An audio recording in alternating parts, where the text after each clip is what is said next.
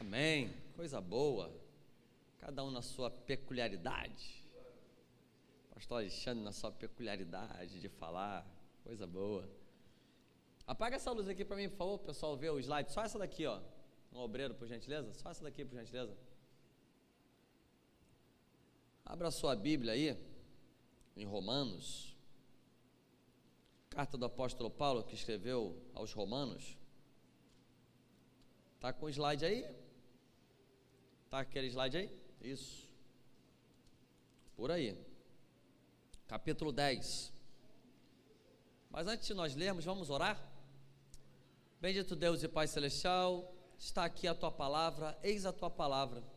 Eis aqui o Teu Filho, usa-me, Senhor, na instrumentalidade da Tua graça, que realmente eu possa ser usado pelo Senhor para que a Tua voz possa falar a cada coração aqui presente, que nós possamos sair daqui alegres, porque o Senhor falou, nós possamos sair daqui alegres, porque fomos instruídos, aprendemos algo, estamos com o coração alegres para o nosso lar, sabendo que o Senhor se fez presente, e para a glória do Teu nome é o que nós lhe pedimos, no nome de Jesus, amém e amém. Capítulo 10 de Romanos, eu quero que você leia a partir do verso 13, capítulo 10 de Romanos, a partir do verso 13.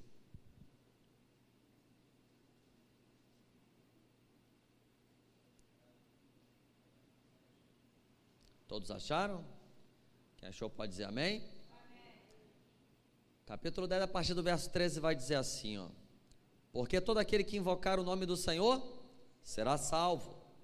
Como, porém, invocarão em quem não creram? E como crerão naquele em quem não ouviram? E como ouvirão, se não há quem pregue? E como pregarão, se não forem enviados? Como está escrito, conformosos são os pés dos que anunciam coisas boas. Mas nem todos obedeceram ao Evangelho, pois diz Isaías: Senhor, quem acreditou na nossa pregação? Assim, a fé vem pelo ouvir, e o ouvir pela palavra de Deus, ou em outras traduções aí, palavras de Cristo, não é isso? E eu queria me ater particularmente no verso 17, que a fé vem pelo ouvir a pregação, ouvir a palavra, e a palavra de Deus, a palavra de Cristo, né? Nós vemos que o apóstolo Paulo, ele começa a falar a partir do verso 11, que todo aquele que crê, ele não será confundido, né? Todo aquele que crê, ele será salvo. Primeiramente ele começa assim. E por que eu li todo o texto e falei que é necessário a pregação do Evangelho? Porque não adianta nada você querer que a pessoa acredite, que a pessoa creia, que gere fé no coração, se não há quem pregue. Isso daqui, não é, missionário Adriane?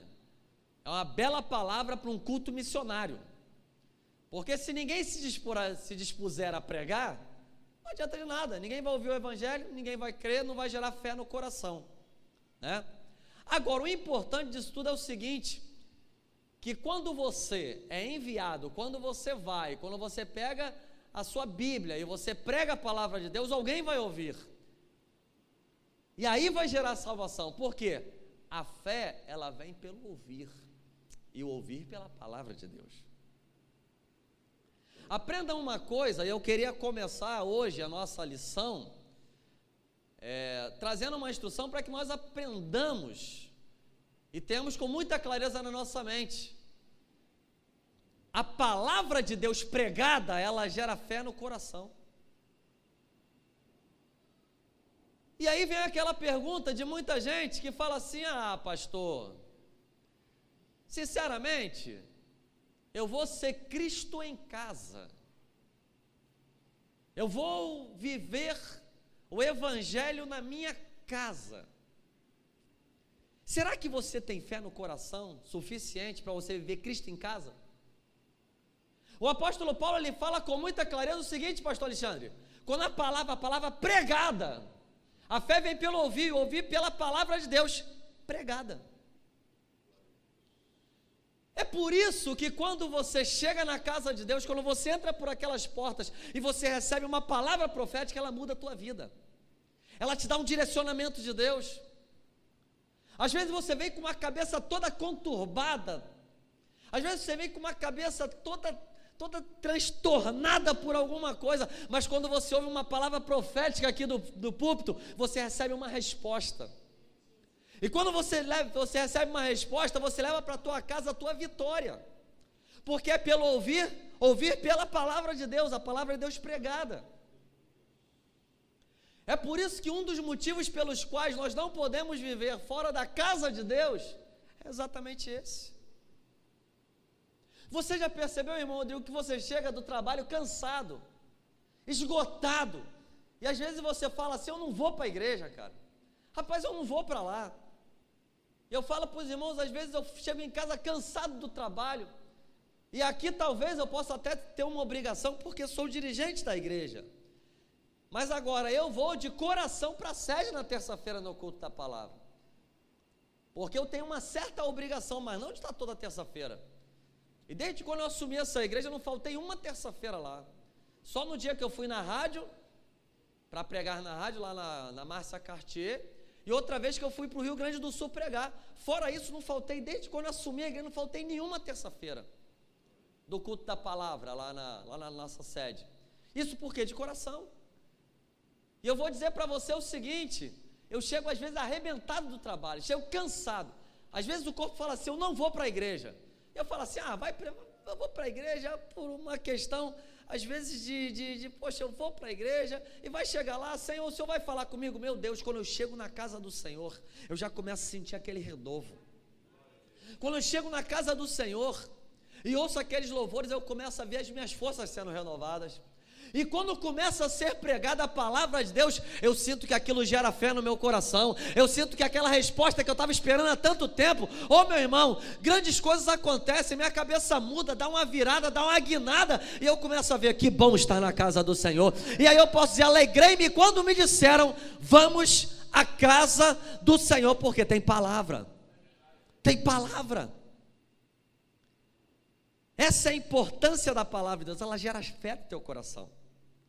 E é por isso que muito crente, ele sai da sua casa às vezes cansado, esgotado, arrebentado, mas ele chega na casa do Senhor e ele sai daqui glorificando e exaltando o nome do Senhor, porque veio resposta da boca de Deus, veio uma palavra que foi ao encontro do seu coração, veio cura, veio um bálsamo, veio algo que transformou alguma coisa na vida dele. Você não vai sair daqui igual nessa noite, porque tem palavra de Deus para a tua vida, tem uma palavra profética empenhada para você.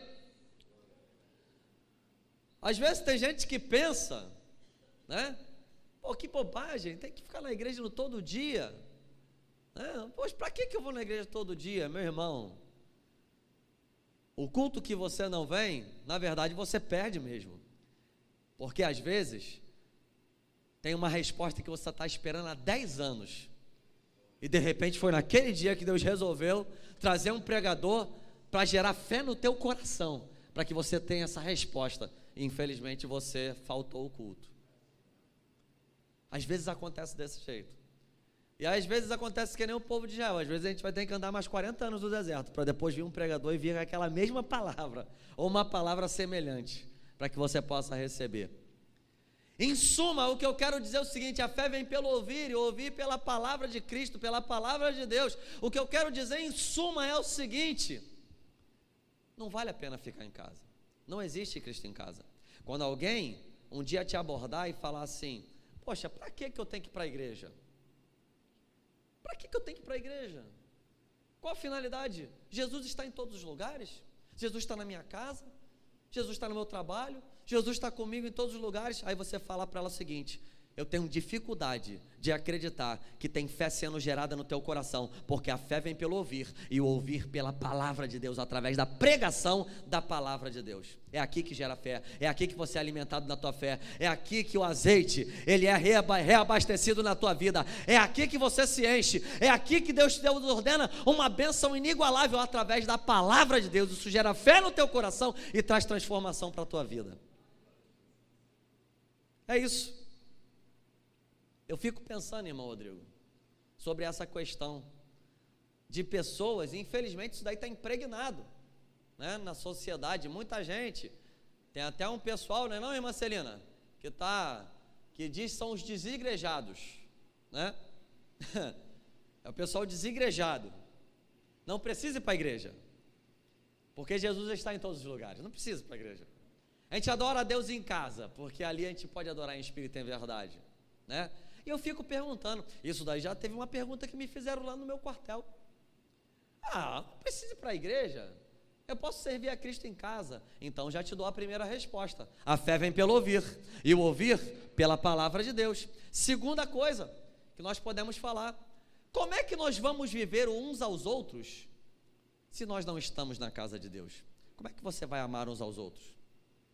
Como é que você vai suportar uns aos outros em amor? Não tem como, é somente quando você está num lugar chamado igreja. Como é que você vai se sentir corpo de Cristo, se você não está conectado com ninguém? Jesus chamou uma igreja, e essa igreja é chamada de corpo de Cristo. E como é que o corpo de Cristo, ele vai subsistir se ele não está conectado? Se você não está conectado com ninguém, se você não vem na casa do Senhor, se você não abraça alguém, se você não tem relacionamento com ninguém. Então, meu querido, não existe evangelho sem igreja, não existe evangelho sem palavra, não existe evangelho sem estarmos unidos, gerando fé através da pregação da poderosa palavra de Deus. Então vamos para o nosso slide, para a gente continuar o nosso estudo, né? Depois dessa palavra introdutória, eu queria passar aqui, passa aí para a gente, nós vamos falar sobre a Bíblia e sua estrutura, e na aula que vem nós vamos chegar em algo mais teológico. A pergunta que foi feita na semana passada e que eu fiquei de responder esta semana foi a seguinte pergunta. Nós passamos aqui sobre os autógrafos, né? Nós vimos a origem da palavra Bíblia, que a Bíblia só está escrito na sua capa. A palavra Bíblia só está na capa da tua Bíblia, porque dentro da Bíblia não existe a palavra Bíblia. Porque Bíblia significa, entre muitas coisas que nós falamos, da palavra original, de Biblon e tudo mais, mas Biblon, mas o principal, o que significa a palavra Bíblia? Que na língua original, no grego, é uma palavra plural, mas no português é uma palavra singular. A palavra Bíblia significa coleção de pequenos livros. Coleção de pequenos livros, que na verdade você sabe que a tua Bíblia é uma coleção, a sua Bíblia é uma coleção de pequenos livros, né? E um dos menores livros é o quê? Por exemplo, Filemão, que só tem um capítulo. Então nós vimos a origem da palavra Bíblia, também falamos sobre os manuscritos originais, que são os autógrafos que saíram da mão do seu autor, e falamos algumas considerações pelos quais eles não estão em nossas mãos hoje em dia, mas a veracidade de que é a palavra de Deus que está na sua mão, nós falamos alguma coisa sobre isso, e também falamos sobre as famosas e importantes traduções da Bíblia, que é a Septuaginta, a Vulgata Latina e também a Bíblia em português, dizendo da importância que é você ter a Bíblia na tua língua, né, para você aprender a palavra de Deus, e não numa outra língua, no latim, que nem antigamente era feito aqui no nosso país. Depois falamos sobre as traduções da Bíblia. Já que a Bíblia ela foi traduzida na sua língua, nós temos algo de interessante, que são as versões das traduções. E aí a pergunta que eu fiz na semana passada foi o seguinte: qual é a versão correta para você ler a Bíblia? Porque nós temos a versão King James, que é a versão inglesa, né? Que nós trouxemos para cá, e aí traduziram do inglês para o português. Nós temos também a versão NVI, linguagem de hoje. Nós temos a versão João Ferreira de Almeida, que foi o pastor português que traduziu a Bíblia, que nós vimos também na aula passada. Temos João Ferreira de Almeida, revista corrigida, revista atualizada, né? E temos tantas outras. Agora, qual é a versão correta? Qual é a melhor versão? Existe a versão correta e a versão espúria? Na verdade, o que nós temos que entender em relação à versão é o que? É a semântica. Pastor, o que é semântica? Talvez você não se lembre da tua aula de português. Semântica significa sentido, significado. Repita comigo: sentido, significado. É o significado da frase. Na verdade, existem várias versões, mas o significado é o mesmo. Existem várias versões, mas querem dizer a mesma coisa. As Bíblias que hoje você tem, pode ser a versão que você imaginar, que está nas tuas mãos agora.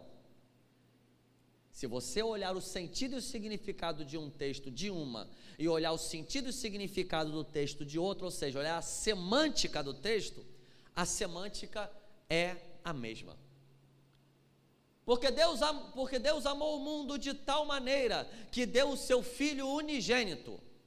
Aí em outra tradução vai dizer: porque Deus amou amou o mundo, amou muito o mundo, que deu o seu único Filho.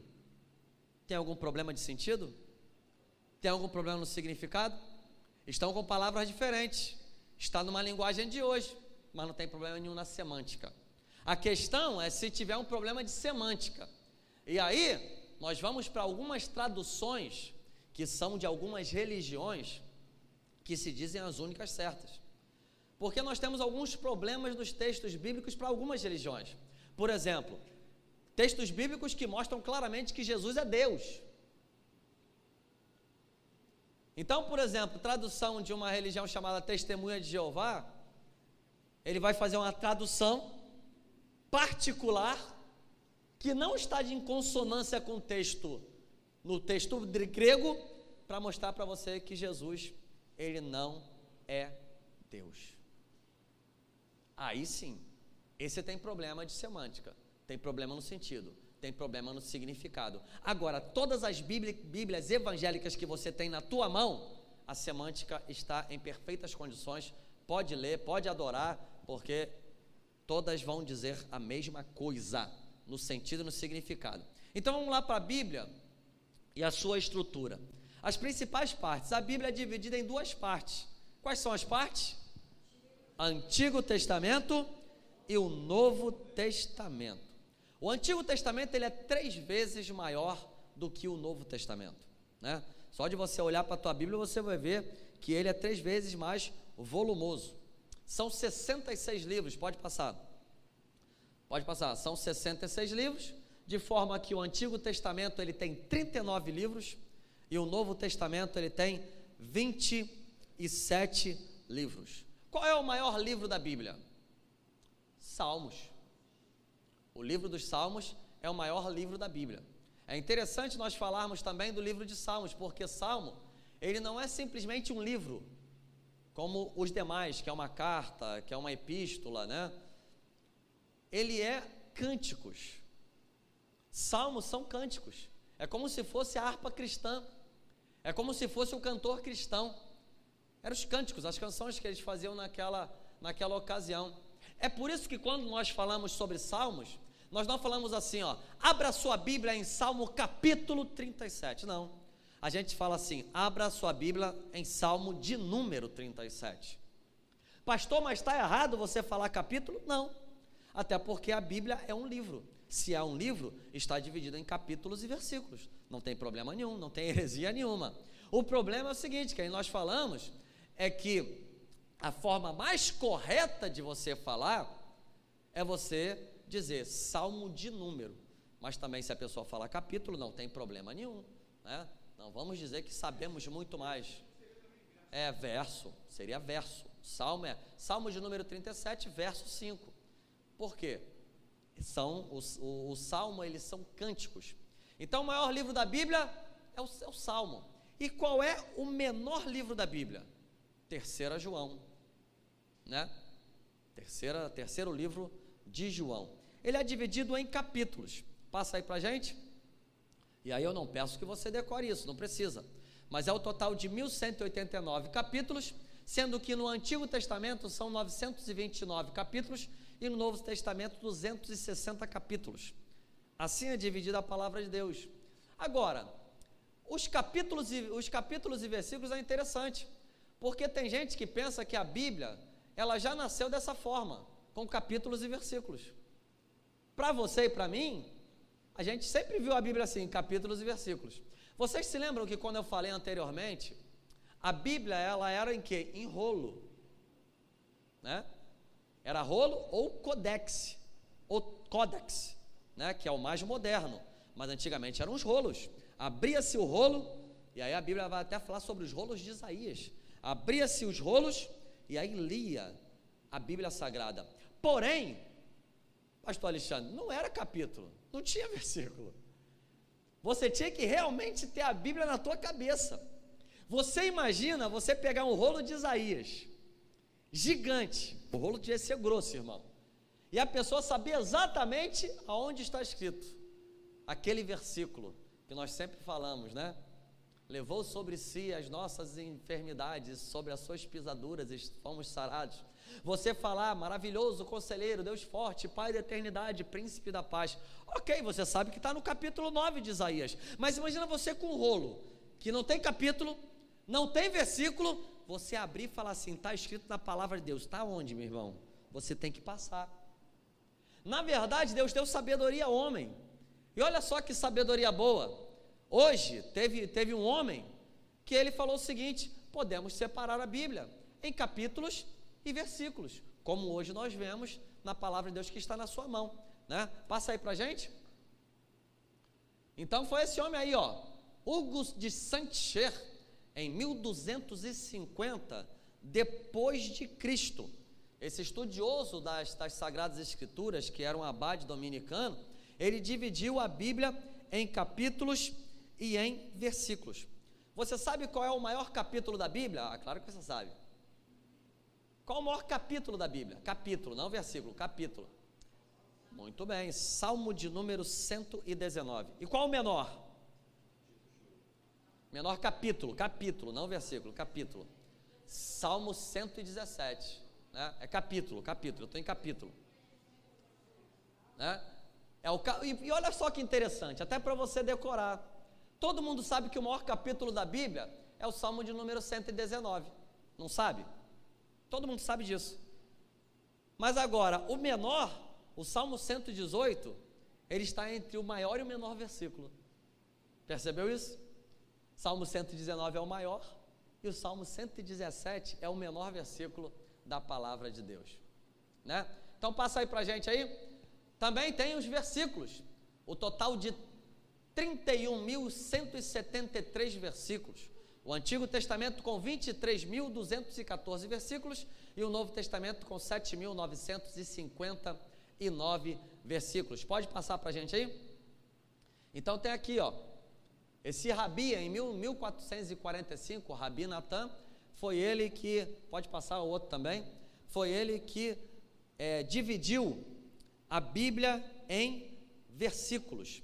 E em 1551, Robert Stevens, ele também dividiu o Novo Testamento. Um dividiu o Antigo Testamento e o outro fez o trabalho no Novo Testamento, dividindo, né, a Bíblia Sagrada em versículos. Primeiro foi em capítulos. Depois teve pessoas mais iluminadas ainda que falaram o seguinte: poderíamos também colocar em versículos. Hoje, se você tem a facilidade de saber que está lá no capítulo e no versículo, e você sabe achar direitinho, foi porque homens tiveram sabedoria de Deus, para em vez de deixar nos rolos ou no códex, eles fazerem um livro, né, e colocarem em capítulos e em versículos. Vamos lá, quem é que sabe, só para aguçar o teu entendimento, qual é o maior versículo da palavra de Deus? O maior versículo da palavra de Deus é Esther. Excelente, missionária sabe tudo, cara. Esther capítulo 8, no verso 9, né? Qual o menor versículo da palavra de Deus? Não botei ele não, é para você anotar, ou então depois você ouvir lá o áudio, né?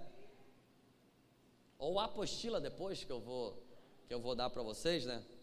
E também temos o menor versículo da palavra de Deus. O problema do menor versículo é que não existe um menor versículo. da palavra de Deus, né? Dependendo da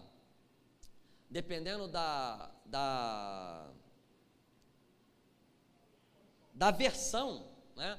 Dependendo da versão da palavra de Deus, nós temos o menor versículo. Por exemplo, se você olhar a Bíblia Almeida, Revista e Corrigida, é Lucas capítulo 20, verso 30, e o segundo, né? Tem até pregação de gente que fala sobre essa daí, e o segundo, né? É o menor versículo da palavra de Deus. Na revista atualizada, porém, você vai ter o menor versículo da palavra de Deus em Jó, capítulo 3, no verso 2, que tem apenas 7 letras. Disse Jó. Esses daí são os 2 menores versículos. Porque se você pegar Jesus chorou, ele é maior do que esses 2 versículos, do que disse Jó e do que e o segundo, né? Todo mundo pensa que o menor versículo é e Jesus chorou, mas Jesus chorou não é o menor versículo da palavra de Deus. Vamos lá, passa aí pra gente. A Bíblia também ela é classificada, né, da seguinte forma, passa aí a classificação dos livros. São as classes temáticas dos livros da palavra de Deus. Então são 66 livros classificados da seguinte forma. Você vai ver lá Antigo Testamento e Novo Testamento. No Antigo Testamento você tem a lei, ou seja, você tem o Pentateuco, que é a lei, Gênesis, Êxodo, Levítico, Números e Deuteronômios. Depois da lei, você vai ter os livros de história. Então vai contar sobre toda a história de Israel. E aí vai começar com Josué, sobre as grandes conquistas, né? Vai ter 1 Reis, 1 Crônicas, 2 Reis, 2 Crônicas e toda a história de Israel. Depois vão vir as poesias, que é Jó, Salmo, Provérbios e Eclesiastes. Depois de Eclesiastes, vai começar as profecias, né? Que aí vai começar Isaías, Jeremias, Lamentações e por aí vai. Vai vir os profetas maiores e os profetas menores. O que nós temos que entender é o seguinte: a Bíblia, na verdade, ela não é colocada de forma cronológica. Ou seja, o primeiro livro da Bíblia, de repente, não é o primeiro livro a ser escrito. Não necessariamente na ordem cronológica, mas razoavelmente numa ordem cronológica. É por isso que às vezes as pessoas têm alguma confusão quando vê alguma história e vê um livro falando de uma história que na verdade ela é contada também por um outro profeta lá na frente, porque é um profeta menor, mas esse profeta menor ele viveu junto com um profeta maior, e o livro dele às vezes foi escrito antes. Vocês querem ter um exemplo? Primeiro livro da Bíblia a ser escrito, segundo os estudiosos, foi Gênesis. Ok, realmente, é o primeiro livro da Bíblia. Agora, qual foi o segundo livro a ser escrito do Antigo Testamento? Não é Êxodo. O segundo livro a ser escrito do Antigo Testamento, segundo os estudiosos, foi Jó. E Jó já está no meio da Bíblia, né? A ordem cronológica, não foi respeitado a ordem cronológica. Depois, os livros de Samuel. Depois, Salmo. No Novo Testamento, primeiro livro a ser escrito, ele foi o livro, qual foi o livro a ser escrito? Foi Gálatas, depois Tessalonicenses, depois Coríntios, depois Marcos, depois Romanos, depois Lucas. Então você vê que não está numa ordem cronológica. Mas a Bíblia, ela está em classes temáticas, para que você entenda o seguinte: aqui é lei, aqui agora nós vamos falar de história, aqui nós vamos juntar os livros de poesia, e agora nós vamos juntar os livros de profecia. Classes temáticas, são os mesmos temas. E depois nós passamos para o Novo Testamento, que é o quê? Biografia, que vai falar o que é o quê? São os evangelhos, que vai falar sobre a biografia de Jesus, vai falar sobre Jesus. Depois nós vamos ver os livros o livro de história, Qual é o livro de história do Novo Testamento? Que escreveu Lucas? Atos dos Apóstolos. Aí sim, esse livro ele vai contar um pouco da história da igreja, né? Os Atos, que muitos chamam, em vez de Atos dos Apóstolos, tem gente que gosta de chamar de Atos do Espírito Santo, porque ali mostra todos aqueles atos poderosos e extraordinários do Espírito Santo, agindo na vida das pessoas e impulsionando o Evangelho em todo o mundo. E depois vem doutrinas. Quando vem doutrinas, aí nós começamos a ver os livros do apóstolo Paulo, que aí começa no livro de Romanos. E de Romanos vai até o último, que é profecia, que é um livro só também, que é Apocalipse, que é o livro da profecia. Interessante você entender essas classes temáticas, perceber que, como nós dissemos, não é uma ordem cronológica, mas são classes temáticas, é dividida por assunto. O Novo Testamento tem algo interessante, que é do maior livro para o menor livro. Assim como o Antigo Testamento, que você vai ver ali na profecia, que tem os profetas maiores e os profetas menores. Por que profetas maiores e menores? É porque eles eram mais fortes? E os outros eram anões? É por causa da estatura, do tamanho? Não, por causa do tamanho do livro.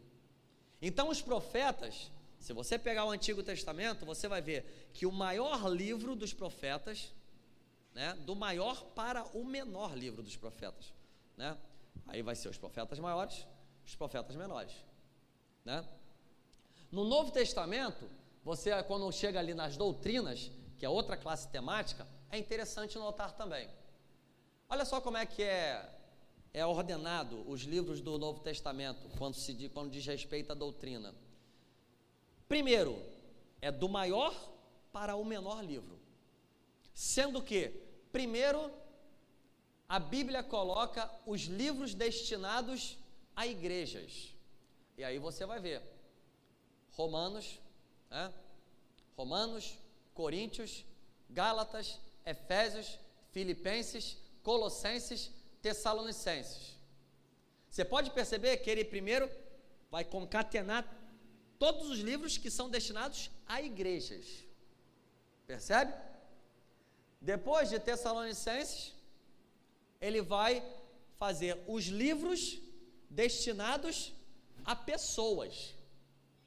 Aí vem Timóteo, Tito, Filemão, que são destinados às pessoas. São os livros do apóstolo Paulo, do maior para o menor, destinado primeiro a igrejas, depois para pessoas. Depois vem o livro de Hebreus, que aí volta de novo a ser um livro maior. O livro de Hebreus, quem foi que escreveu o livro de Hebreus? Ninguém sabe. Tem gente que pensa que foi o apóstolo Paulo, pela linguagem. Tem gente como eu que pensa que foi Apolo que escreveu o livro de Hebreus, mas isso é um outro estudo, Eu penso que quem escreveu o livro de Hebreus não foi Paulo, foi Apolo. Depois de Hebreus vem quem? Tiago, Vem Tiago, depois vem Pedro, depois vem João e Judas, cada um com o seu autor, do maior para o menor. Primeiro o apóstolo Paulo, que foi o que escreveu mais livros, Hebreus, e por aí vai, até chegar no último, que é a profecia, que é o Apocalipse. Até aí os irmãos estão entendendo? Estou sendo bem explícito? Pode passar aí para a gente? Pode passar, isso. O tema central da Bíblia. Bom, nós vimos anteriormente o seguinte: quem é o autor da Bíblia? Deus. O autor da Bíblia é Deus. Quem é o verdadeiro intérprete? O Espírito Santo. Foi isso que nós vimos. E o tema central da Bíblia? Jesus Cristo. Isso daqui você tem que ter bem em mente. E nós falamos muito sobre isso, sobre o intérprete ser o Espírito Santo. Falamos sobre muitas novidades, muitas coisas interessantes sobre o intérprete ser o Espírito Santo. e quando nós lemos a Bíblia temos que pedir, Espírito Santo me ensina, mas isso daí foi na outra aula, né? É interessante que o tema central é Jesus Cristo, e ele mesmo declara isso, lá em Lucas capítulo 24, verso 27, que diz: e começando por Moisés, e por todos os profetas, explicava-lhes o que dele se achava em todas as Escrituras. Jesus mesmo declara isso, que toda a Escritura falava e aponta para Jesus. Se você estudar as Escrituras, você vai ver que toda ela aponta para Jesus. Por exemplo, Gênesis, o livro de Gênesis, Jesus é a semente da mulher. Em Êxodo, Jesus é o Cordeiro Pascual. Em Levítico, Jesus é o sacerdote supremo. Em Números, ele é a nuvem de fogo, a coluna de fogo e a nuvem. Em Deuteronômios, ele é o grande profeta de Deus.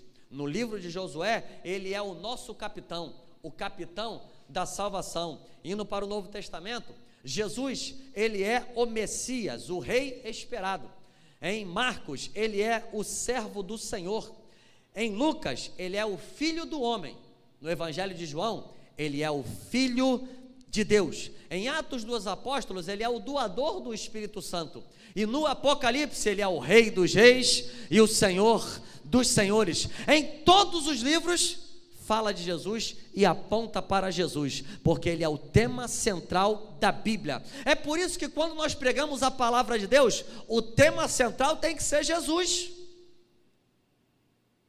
Pastor Alexandre, teve um rapaz que uma vez me contou, né, que lá na igreja dele, um amigo meu, né, que ele contou que veio um camarada e falou sobre um monte de coisa na Bíblia, leu um texto, e ele diz que ele falou de Salomão, que Salomão era isso, Salomão era aquilo, Salomão era acolá, Salomão era desse jeito, Salomão,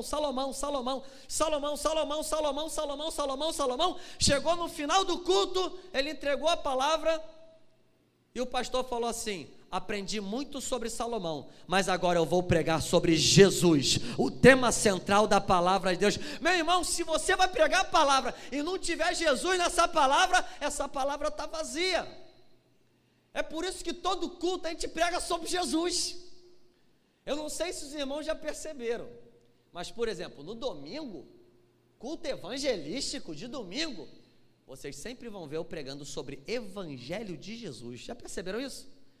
Eu sempre prego o Evangelho. Você não vai me ver no domingo pregando em Êxodo. Aliás, pode até ver, de repente Deus me dá uma palavra em Êxodo, mas é muito difícil eu pregar em Êxodo, 1 Reis, 2 Reis. Agora, culto da vitória, sim. Aí a gente vai com prática do Antigo Testamento, pode pegar um mistério aqui, né? Mas agora, palavra de Deus, quando nós falamos de palavra de Deus hoje, nos dias de hoje, tema central é Jesus. A palavra tem que terminar com Jesus. Pode falar sobre Sansão, pode falar sobre Davi, pode falar sobre Samuel, você pode falar sobre tudo, mas se você não citar o poderoso nome de Jesus, está vazio, meu irmão.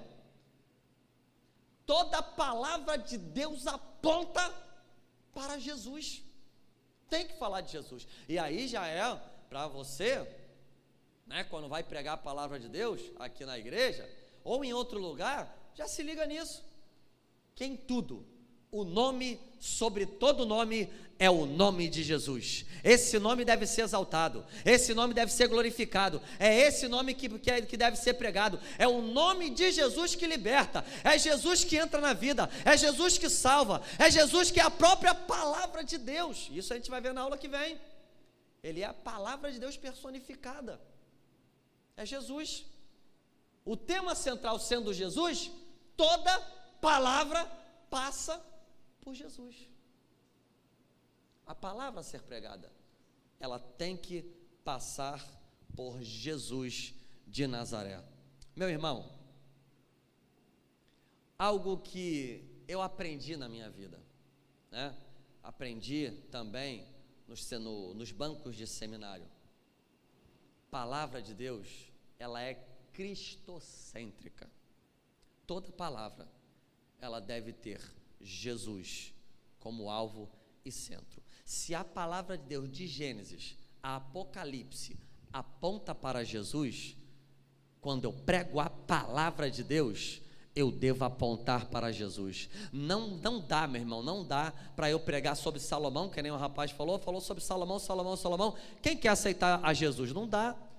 Ficaria mais fácil ele ter pregado sobre Salomão e falar assim: quem quer aceitar Salomão aqui? Não vai dar certo. Não vai dar certo. Porque no final, quando você pede para as pessoas levantarem as mãos, é para aceitar Jesus como seu único e suficiente Salvador. E por isso a palavra de Deus, ela tem que sempre apontar para Jesus. Pode ser qualquer tipo de aplicação, pode ser qualquer tipo de ideia que você vai trazer na sua pregação, mas aponte esta palavra sempre para Jesus. Ele é Ele, o autor e consumador da nossa fé, e o nome de Jesus vai ser glorificado em o nome de Jesus, amém? Vamos ficar de pé, para nós glorificarmos o nome de Jesus? Quer mais? Quer mais, irmã? Então vamos começar, vamos continuar, eu continuo. Vocês querem continuar? Amém? Sério? Então senta aí, irmão, senta aí, vamos mais de palavra. Tá boa a aula então?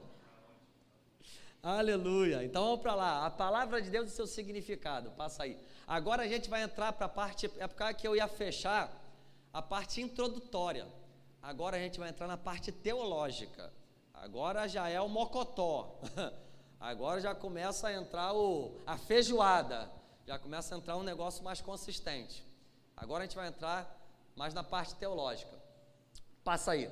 E disse-lhe Jesus, espera aí, volta aqui, eu não li esse versículo não, né? Ou li. E disse-lhe Jesus, são essas as palavras que vos disse, estando ainda convosco, que convinha que se cumprisse tudo o que de mim estava escrito na lei de Moisés e nos profetas e nos salmos. Jesus mesmo está dizendo, toda a palavra aponta para mim. Pode passar? Isso. A palavra de Deus e o seu significado, pode passar aí. E semana que vem eu vou fazer uma introdução dessa parte aqui, e na semana que vem eu vou trazer umas curiosidades boas sobre isso daqui. O que significa a palavra de Deus? Essa é a pergunta. O que significa a palavra de Deus? Quando nós falamos assim, porque a fé vem pelo ouvir, e o ouvir pela palavra de Deus. A palavra de Deus é a palavra de Deus. Nós somos o povo da palavra. A DEVEC, a igreja da palavra, né? Às vezes a gente, quando fala palavra de Deus, a gente talvez não entenda a abrangência do que significa a frase palavra de Deus. Na verdade, há vários significados que essa frase assume na Bíblia. Por isso nós vamos distinguir claramente aqui essas diferenças. A palavra de Deus primeiro, como pessoa. Passa aí para a gente, eu acho que eu botei os versículos aí, passa para a gente. Não botei. Volta aí. Volta, isso. A palavra de Deus, ela como pessoa, ou seja, quem é a palavra de Deus personificada? O próprio Jesus. Jesus, ele é a palavra de Deus. A palavra viva de Deus é Jesus. É verdade, pastor? É. Apocalipse está lá, ó, capítulo 19, lá no verso 13, não é o verso 3, tá? Ali está errado. Apocalipse 19, verso 13. Estava vestido de veste tingida de sangue, e o nome pelo qual é chamado é Palavra de Deus. João, no capítulo 1, no verso 1, você conhece. No princípio era o verbo, e o verbo, ele estava com Deus, e o verbo, ele era Deus. O verbo, a palavra. Jesus é o verbo de Deus. Jesus é a palavra de Deus. E isso vai te arremeter para Gênesis capítulo 1, no verso 1, né? Quando Deus, ele fala que no princípio, você pode ver que João inicia, no princípio. E Gênesis inicia da mesma forma, no princípio. Na verdade, João está nos arremetendo para onde? Exatamente para Gênesis capítulo 1, no verso 1. No princípio, criou Deus os céus e a terra, dizendo que Jesus, ele é o verbo de Deus, dizendo que Jesus, ele é o haja de Deus, dizendo que quando Deus falou assim, haja luz, o verbo de Deus, a palavra poderosa de Deus, era o próprio Jesus. E por isso que Jesus, ele diz que ele sustenta todas as coisas pela palavra do seu poder.